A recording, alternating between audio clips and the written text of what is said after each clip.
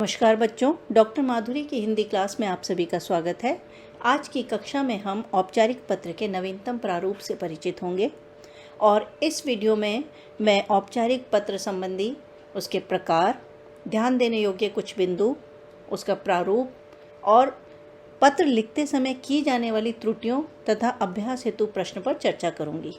तो चलिए हम जानते हैं औपचारिक पत्र के नवीनतम प्रारूप को। पत्र किसे कहते हैं, पहले हम इसे जान लेते हैं।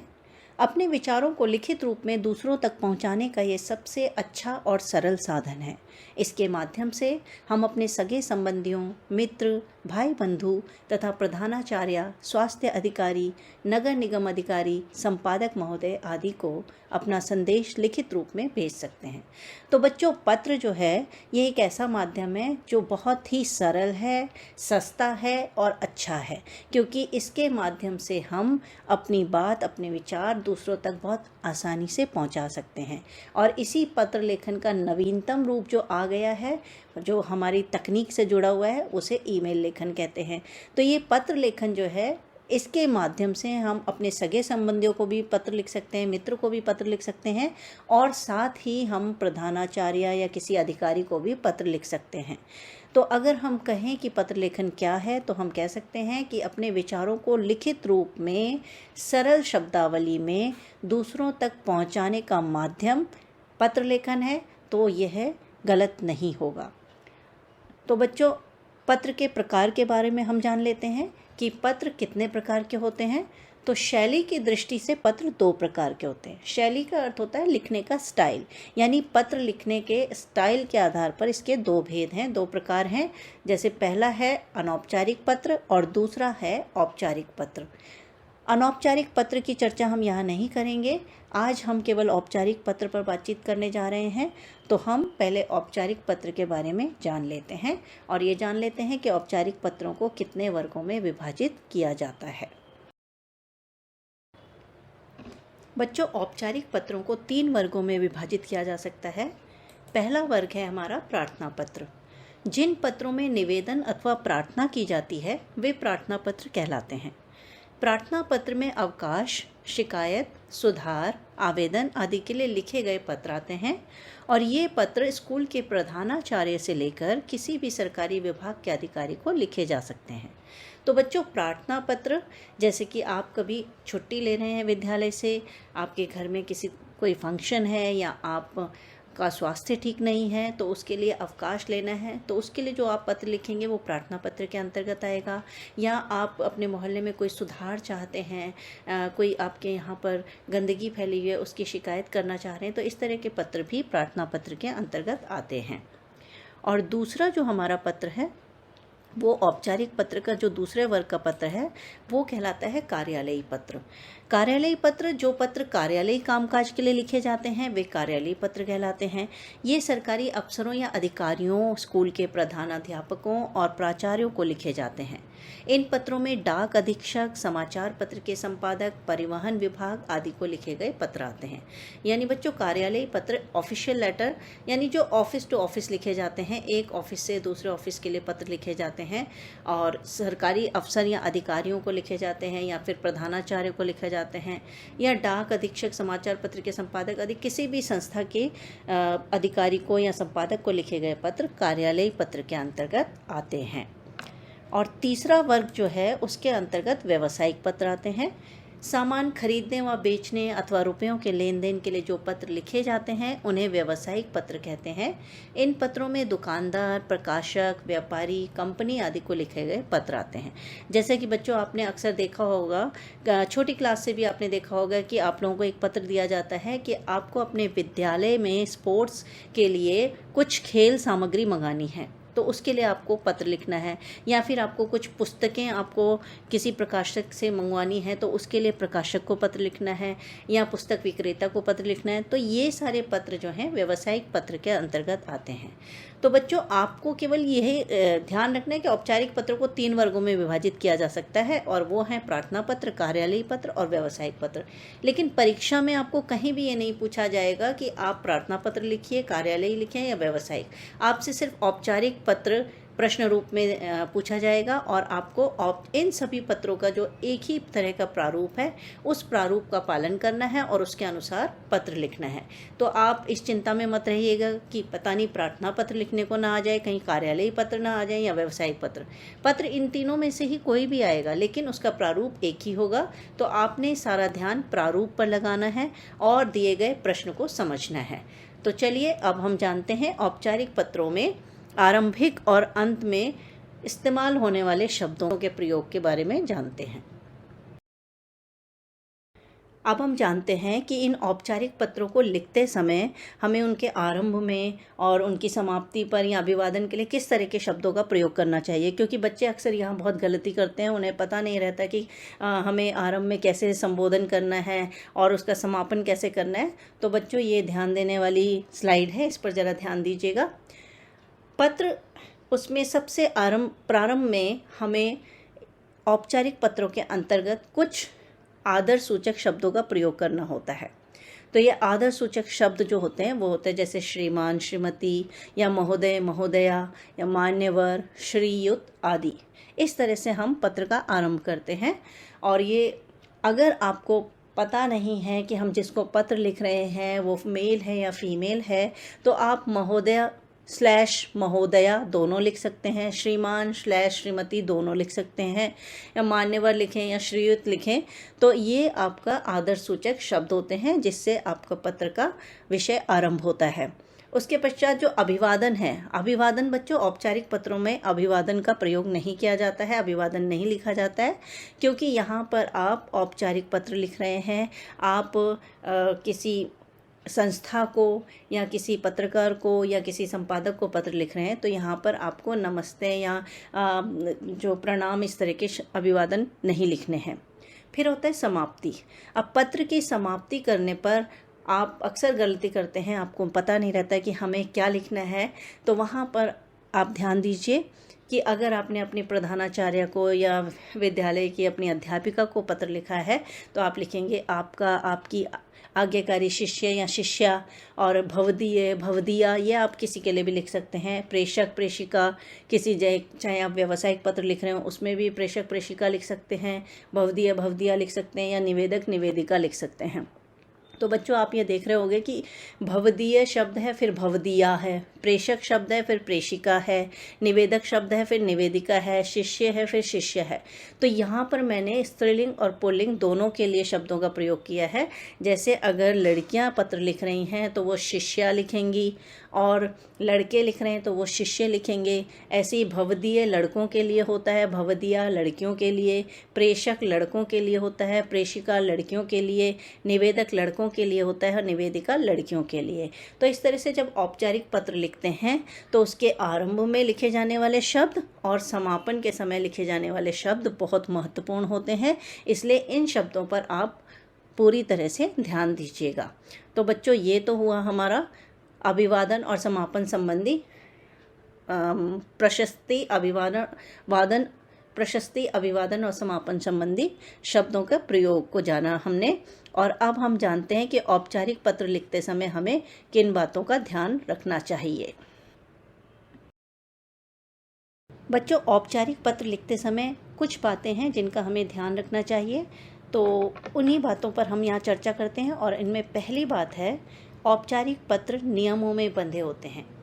बेटा, इसके प्रारूप को ध्यान में रखते हुए सबसे पहले हमें जो बात अपने दिमाग में रखनी है वो है औपचारिक पत्र नियमों में बंधे होते हैं, यानी औपचारिक पत्र लिखने के कुछ नियम होते हैं, अतः हमें उन नियमों का पालन करना चाहिए। दूसरा जो ध्यान रखने योग्य बात है वो है हमारी कि इस प्रकार के पत्रों में भाषा का प्रयोग बहुत ध्यानपूर्वक किया जाता है। इनमें अनावश्यक बातें जैसे कुशल मंगल, पूजनीय, आदरणीय आदि का उल्लेख नहीं किया जाता। कहने का मतलब ये है कि यह एक औपचारिक पत्र है, तो यहाँ पर सभी औपचारिकताओं का पालन किया जाएगा, बड़ी शिष्ट भाषा का प्रयोग किया जाएगा। इसमें कहीं पर भी आपको कुशल मंगल यानी आप कैसे हैं, मैं यहाँ पर कुशल मंगल से हूँ, और पूजनीय, आदरणीय जैसे शब्दों का प्रयोग नहीं करना है। और अनावश्यक बातों का, यानी जिनकी यहाँ ज़रूरत नहीं है उन शब्दों का, उन बातों का प्रयोग भी यहाँ नहीं करना है। तो आपको पत्र लिखते समय, औपचारिक पत्र लिखते समय भाषा का पूर्ण ध्यान रखना है। भाषा आपकी शिष्ट होनी चाहिए और उसमें संबोधन की भी आपको बहुत ध्यानपूर्वक इस्तेमाल करना है। तो अब हम अपने अगले मुख्य बिंदु पर जाते हैं जिसका हमें ध्यान रखना है। तो पत्र का आरंभ व अंत प्रभावशाली होना चाहिए। जी हाँ, पत्र लिखते समय आपको इस बात का भी ध्यान रखना है कि आपका पत्र आरंभ और अंत से प्रभावशाली होना चाहिए। यानी आपके पत्र का आरंभ, उसका प्रारूप बिल्कुल सही होना चाहिए, संबोधन बिल्कुल सही होना चाहिए और उसमें विषय वस्तु का पूर्ण विवरण होना चाहिए। और अंत में जिस तरह से आप पत्र भेज रहे हैं तो आपको क्या लिखना है, प्रेषक, प्रेषिका और भवदीय, भवदिया, इस तरह से आपने समाप्ति पर भी ध्यान देना है। तो आपका पत्र का आरंभ और अंत प्रभावशाली होना चाहिए। पत्र की भाषा सरल, सहज व स्पष्ट होनी चाहिए। और बच्चों, ये तो हर चीज़ के लिए है। आप अपने प्रश्न पत्र में जो भी लिख रहे हैं उसकी भाषा सरल, सहज और स्पष्ट होनी चाहिए। क्योंकि बहुत से बच्चों को लगता है कि हिंदी है तो हिंदी में शुद्ध साहित्यिक शब्दों का प्रयोग करने पर हमें अच्छे अंक प्राप्त होंगे। ऐसा नहीं है बच्चों। शुद्ध साहित्यिक भाषा अगर आपकी फ्लो में चलती है, यानी आपको उस भाषा की एक आदत है, आप उस तरह के शब्दों का प्रयोग अक्सर करते हैं, तब तो कोई समस्या नहीं है। लेकिन अगर आप छांट के साहित्यिक शब्दों का प्रयोग करेंगे और ऐसे शब्द जिनके अर्थ आपको स्वयं नहीं पता है, तो वह भाषा आपकी क्लिष्ट हो जाएगी, कठिन हो जाएगी और ना तो वह आपको समझ में आएगी और ना ही वो पढ़ने वाले को समझ आएगी। तो इसलिए अपने पत्र की भाषा या जो भी उत्तर आप लिखते हैं उसकी भाषा सरल, सहज और स्पष्ट होनी चाहिए। पता चलना चाहिए कि आप क्या कहना चाह रहे हैं, आपका भाव, आपकी बात उससे स्पष्ट हो जानी चाहिए। फिर है पत्र पृष्ठ के बाईं ओर लिखा जाना चाहिए।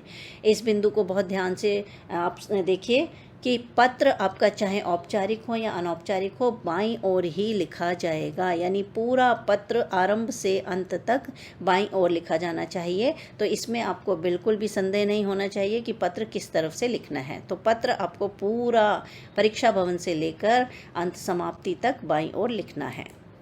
फिर है पत्र को एक पृष्ठ में ही लिखने का प्रयास करना चाहिए ताकि तारतम्यता और लयबद्धता बनी रहे। यह भी बहुत महत्वपूर्ण बिंदु है बच्चों, क्योंकि आप अक्सर क्या करते हैं कि आपके आंसर बुक में अगर एक पेज में जरा सी जगह बच गई, आप वहीं से दूसरा आंसर शुरू कर देते हैं। ऐसा मत कीजिए। आप पत्र जैसे या रचनात्मक लेखन के जितने भी विषय हैं उनको एक अलग पृष्ठ पर ही लिखना आरंभ कीजिए और पत्र को एक पृष्ठ में ही लिखने का प्रयास करना चाहिए, क्योंकि यह एक प्रारूप होता है और प्रारूप जब एक ही पृष्ठ पे आएगा तो उसमें सुंदर दिखता है, उसकी प्रस्तुति भी पूर्ण दिखती है और इससे उसमें तारतम्यता, एक लयबद्धता भी बनी रहती है, यानी एक क्रम दिखता है उसमें। तो इसीलिए अपने पत्र को हमेशा एक पृष्ठ में ही लिखने की कोशिश करनी चाहिए। तो ये थी कुछ महत्वपूर्ण बातें जिनको आपने औपचारिक पत्र लिखते समय ध्यान में रखना है। तो चलिए अब हम उन त्रुटियों पर बात कर लेते हैं जो अक्सर पत्र लेखन के समय आप लोग करते हैं। अब हम जानते हैं पत्र लेखन के समय होने वाली त्रुटियों के बारे में। बच्चों, अक्सर मैंने देखा है कि पत्र लेखन में आप लोग बहुत सारी गलतियां कर देते हैं। तो उन गलतियों को मैं यहाँ बता रही हूँ, तो यहाँ पर उसे ध्यान से सुनिएगा, देखिएगा और फिर अपनी परीक्षा में पत्र लेखन करते समय उन त्रुटियों से बचिएगा। तो सबसे पहली त्रुटि जो आप लोग करते हैं वो है प्रारूप का पालन न करना। आपको प्रारूप पता है, आपने प्रारूप को अच्छे से जाना है, लेकिन फिर भी परीक्षा में पत्र लिखते समय आप प्रारूप लिखने में या प्रारूप का पालन करने में त्रुटि कर जाते हैं, गलती कर जाते हैं, पूरे प्रारूप का पालन नहीं करते। बच्चों, आपको ये पता होना चाहिए कि पत्र लेखन में प्रारूप के भी अंक होते हैं। मतलब 5 अंक का अगर आपका पत्र है तो उसमें प्रारूप के अलग अंक होते हैं, विषय वस्तु के अलग अंक होते हैं और भाषा के अलग अंक होते हैं। तो आपको इस चीज़ का ध्यान रखना चाहिए। दूसरा, प्रशस्ति समाप्ति के अनुरूप शब्दों का प्रयोग नहीं करते हैं। आप औपचारिक और अनौपचारिक दोनों का मेल बना देते हैं। तो इस चीज़ का ध्यान रखना है। आपके 10वीं कक्षा के विद्यार्थी विशेषता ध्यान रखें कि आपके परीक्षा में औपचारिक पत्र पूछा जाता है, तो इस औपचारिक पत्र में औपचारिक शब्दों का ही प्रयोग करना है आपको। विषय ना लिखना। फिर औपचारिक पत्र है, इसमें विषय लिखना ज़रूरी होता है, आप विषय नहीं लिखते हैं, तो ये भी एक त्रुटि होती है। दिनांक ना लिखना। आप कई बच्चे दिनांक भी नहीं लिखते हैं। दिनांक जब भी आप लिखें तो आप दिनांक अपनी परीक्षा की दिनांक लिखिएगा। जिस दिन आपकी हिंदी की परीक्षा है उस दिन के दिनांक जो है आप अपने पत्र में लिख सकते हैं। वर्तनी संबंधी अशुद्धियाँ करना, ये तो पत्र में क्या सभी में, पूरा हिंदी का प्रश्न पत्र जब आप करते हैं उसको हल, तो उसमें आपकी ये अशुद्धियाँ बहुत होती हैं। तो इन अशुद्धियों से बचिए। अशुद्धि के लिए मैं एक अलग से एक वीडियो बनाऊंगी, उसको आप ज़रूर देखिएगा। तो वर्तनी संबंधी अशुद्धियों को दूर करने का आपको प्रयास करना चाहिए, उसके लिए आपको अभ्यास करते रहना चाहिए। फिर है संयोजित एवं संतुलित ढंग से विषय वस्तु की प्रस्तुति का अभाव। आप जब विषय वस्तु लिखते हैं तो आपको पता नहीं चलता आप किस तरह के वाक्यों का प्रयोग कर रहे हैं, आपको क्या लिखना है। आप उसका अपने मन में एक ढांचा बना लिया कीजिए। जब आप पत्र लिखते हैं तो पत्र का प्रश्न पढ़ते ही आपको अपने मन में एक रूपरेखा बन जानी चाहिए कि मुझे इसमें क्या विषय लिखना है। तो उस रूपरेखा के अनुसार फिर आप अपनी विषय वस्तु प्रस्तुत कीजिए। तो संयोजित एवं संतुलित ढंग से विषय वस्तु की प्रस्तुति का अभाव अक्सर पत्र में देखने को मिलता है। तो बच्चों इन त्रुटियों पर ध्यान दीजिए। अब आप ये देखिए, यहाँ आपको बहुत अच्छे से समझ आ जाएगा। ये औपचारिक पत्र का एक प्रारूप है जिसमें हमने लिखा है परीक्षा भवन नई दिल्ली दिनांक, यानी ब्रैकेट में हमने लिखा है पत्र भेजने वाले का नाम व पता। फिर है सेवा में प्रधानाचार्य जी और इस विद्यालय का नाम नई दिल्ली, ये पत्र पाने वाले का नाम व पता है। उसके बाद विषय है, फिर संबोधन है, और उसके बाद मैंने जैसे बताया कि 3 पैराग्राफ में है तो स्वपरिचय, विषय वस्तु और धन्यवाद ज्ञापन। इसके पश्चात भवदिया ये सारा आपका भेजने वाले का नाम क ख का, इस तरह से पूरा औपचारिक पत्र का प्रारूप है। बच्चों अब हम उदाहरण के साथ पत्र के प्रारूप को देख लेते हैं। प्रश्न है, आपके मोहल्ले में कुछ लोग अपने कार्यक्रमों को ऊंचे स्वर में लाउड स्पीकर लगाकर देर रात तक प्रसारित करते हैं। इससे उत्पन्न कठिनाइयों का उल्लेख करते हुए नगर निगम के संबंधित अधिकारी को शिकायती पत्र लिखिए। तो बच्चों ये प्रश्न है, आप लोगों की समझ में आ गया होगा कि यह एक शिकायती पत्र है और इसमें आपको शिकायत करनी है कि आपके मोहल्ले में कुछ लोग लाउड स्पीकर लगाकर ध्वनि प्रदूषण फैला रहे हैं और आप उस ध्वनि प्रदूषण से बहुत परेशान हैं, उससे जो कठिनाइयाँ उत्पन्न हो रही हैं उसका वर्णन करते हुए आपको एक शिकायती पत्र लिखना है। तो हम इसको प्रारूप के साथ देख लेते हैं कि कैसे लिखना है। तो सबसे पहले परीक्षा भवन नई दिल्ली दिनांक, ये है पत्र भेजने वाले का पता। इसमें क्योंकि आप परीक्षा भवन में बैठे हैं, यहाँ पर आपको अपना एड्रेस, अपना पता नहीं देना है। मैंने आपको अपने पहले के वीडियो में भी बताया हुआ है कि कहीं पर भी आपको अपनी कोई पहचान नहीं देनी है। तो यहाँ पर आप लिखेंगे परीक्षा भवन नई दिल्ली दिनांक आपकी परीक्षा की तिथि हो सकती है। और इसके पश्चात ये है पत्र पाने वाले का पता और उसका पद। तो सेवा में प्रशासनिक अधिकारी, दिल्ली नगर निगम, सिविल लाइन, राजपुरा रोड, नई दिल्ली। अब यहाँ पर प्रशासनिक अधिकारी, क्योंकि संबंधित अधिकारी को शिकायती पत्र लिखना है, तो ये नगर निगम के संबंधित अधिकारी जो हैं वो प्रशासनिक अधिकारी हो गया, और दिल्ली नगर निगम, सिविल लाइन, राजपुरा रोड। अब ये सिविल लाइन राजपुरा रोड जो लिखा है इसकी जगह आप क ख ग लिख सकते हैं, अबसा लिख सकते हैं, और नई दिल्ली या कोई भी शहर का नाम दे सकते हैं। तो ये हो गया है पत्र पाने वाले का पता। इसके पश्चात विषय। बच्चों ये बहुत महत्वपूर्ण है, इसको लिखना है। अगर आप विषय नहीं लिखते हैं तो आपका प्रारूप अधूरा माना जाएगा। तो विषय यानी किस विषय पर आप यह पत्र लिख रहे हैं, क्या विषय है आपके इस पत्र का। तो विषय लिखने का कारण ये होता है कि विषय से ही पत्र का विषय वस्तु समझ में आ जाती है, इसलिए विषय देना बहुत ज़रूरी होता है। तो मोहल्ले में हो रहे ध्वनि प्रदूषण के संबंध में शिकायती पत्र, क्योंकि लाउड स्पीकर क्या कर रहा है, ध्वनि प्रदूषण फैला रहा है, तो इसलिए मोहल्ले में हो रहे ध्वनि प्रदूषण के संबंध में ये शिकायती पत्र है, ये विषय हो गया। इसके पश्चात महोदय, यानी जिसको आप पत्र लिख रहे हैं उसके लिए संबोधन है कि आप उसको कैसे संबोधित करेंगे। तो मैंने कहा था कि अगर आपको नहीं पता है कि आप जिनको पत्र लिख रहे हैं वो महिला हैं या पुरुष हैं, तो ऐसी स्थिति में आप महोदय और महोदय स्लैश करके महोदय और महोदया लिख सकते हैं। लेकिन हम यहाँ पर, क्योंकि हमने ऊपर प्रशासनिक अधिकारी के लिए लिखा है, हम यहाँ पर महोदय लिख रहे हैं और उसके बाद कॉमा लगा दिया है। तो ये संबोधन हो गया है। इसके पश्चात हमारी विषय वस्तु आती है। अब विषय वस्तु में मैंने कहा था कि औपचारिक पत्र 3 पैराग्राफ में हमारा पूर्ण होता है। तो आप इस चीज़ को देखिए कि ये 3 पैराग्राफ में कैसे पूर्ण हो रहा है। तो पहले जो पैराग्राफ है उसमें हम लिखेंगे, सविनय निवेदन यह है कि इस पत्र के माध्यम से मैं आपका ध्यान अपने मोहल्ले में हो रहे ध्वनि प्रदूषण की ओर आकर्षित करना चाहता हूँ। ये आपका हो गया है पहला पैराग्राफ, जिसमें आपने अपना परिचय देते हुए अपनी समस्या बताई। अब आप विषय विवरण देंगे, यानी विषय का पूरा कि आपको समस्या क्या है उसकी डिटेल बताएंगे। तो श्रीमान जी, हमारे मोहल्ले के क ख ग नगर ए ब्लॉक में अक्सर कार्यक्रम चलते रहते हैं। इनमें लाउड स्पीकरों का प्रयोग होता है जो तेज़ आवाज़ में देर रात तक चलते हैं। इस तेज़ आवाज़ के कारण आम व्यक्ति की नींद में बाधा पड़ती है, मरीज़ परेशान होते हैं, बच्चों की पढ़ाई नहीं हो पाती और नींद पूरी ना होने के कारण हर व्यक्ति के कार्य में बाधा आती है। इस बारे में कई बार बोला गया परंतु कोई प्रभाव नहीं पड़ा। तो ये आपने समस्या अपनी पूरी बतानी है, लेकिन ये ध्यान रखना है कि पत्र बहुत लंबा नहीं होना चाहिए, क्योंकि किसी के पास इतना समय नहीं होता कि वो पत्र को पढ़ें। तो इसलिए अपनी समस्या को संक्षिप्त रूप में उसको बताएं। फिर है तीसरा पैराग्राफ जो मैंने बताया था कि वो धन्यवाद ज्ञापन का होता है। तो इसमें आप लिखेंगे, आपसे निवेदन है कि कृपया आप जल्द से जल्द कोई उचित कार्रवाई करें ताकि मोहल्ले वालों को राहत मिल सके, धन्यवाद। तो ये धन्यवाद जो है, क्योंकि औपचारिक पत्र है तो यहाँ पर धन्यवाद करना बहुत ज़रूरी है, इसलिए आपने धन्यवाद लिखा है।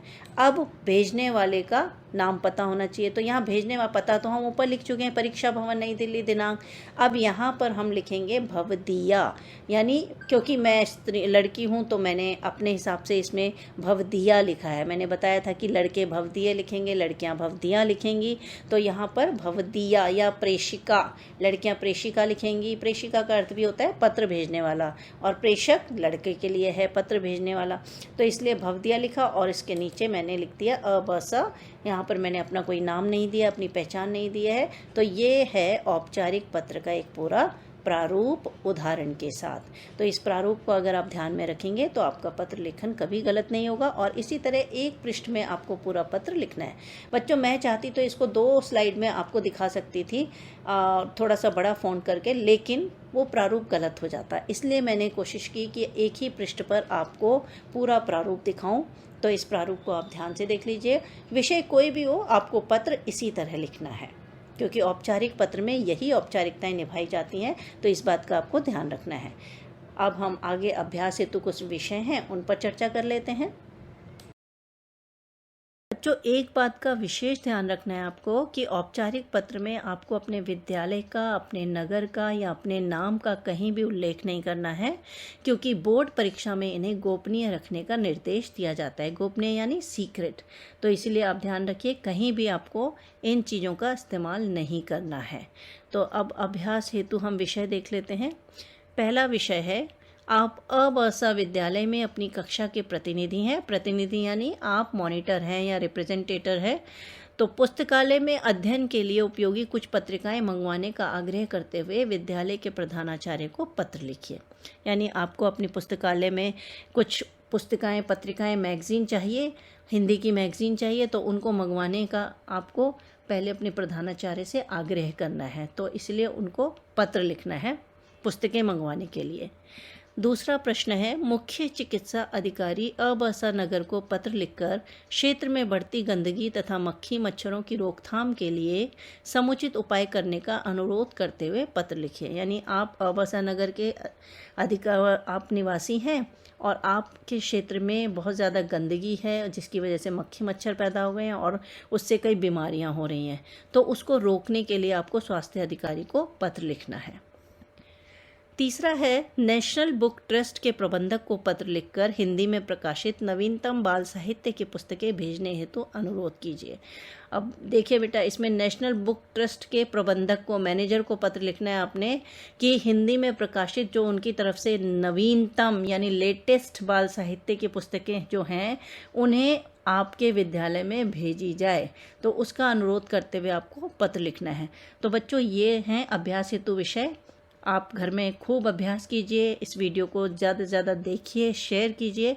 और हाँ, अगर आपको सचमुच बहुत अच्छा लग रहा है, आपको सच में लग रहा है कि इससे आपको सीखने को मौका मिल रहा है, आपको विषय पूरी तरह से समझ में आ रहा है, तो मेरे वीडियो को लाइक कीजिए, शेयर कीजिए और इस पर कमेंट ज़्यादा से ज़्यादा कमेंट कीजिए। और भी आप क्या इसमें देखना चाहते हैं वो भी आप कमेंट बॉक्स में लिखकर बताइए, और अपने मित्रों के साथ भी इसे शेयर कीजिए। और जिन बच्चों ने या जिन लोगों ने मेरे इस चैनल को सब्सक्राइब नहीं किया तो जल्दी से सब्सक्राइब कर दीजिए और बेल आइकन भी दबा दीजिए, ताकि जब भी मेरा नया वीडियो आए तो आपको सबसे पहले उसकी नोटिफिकेशन प्राप्त हो सके और आप मेरे हर वीडियो का आनंद उठा सके और उसका लाभ ले सकें। तो बच्चों, आज के लिए इतना ही। नेक्स्ट वीडियो लेकर के फिर मैं उपस्थित होंगी और आपके लिए ज्ञानवर्धक वीडियोस इसी तरह लाती रहूँगी। तब तक के लिए स्वस्थ रहिए, प्रसन्न रहिए और दूसरों को भी प्रसन्न रखिए और अपनी परीक्षा की पूरी तरह तैयारी करते रहिए।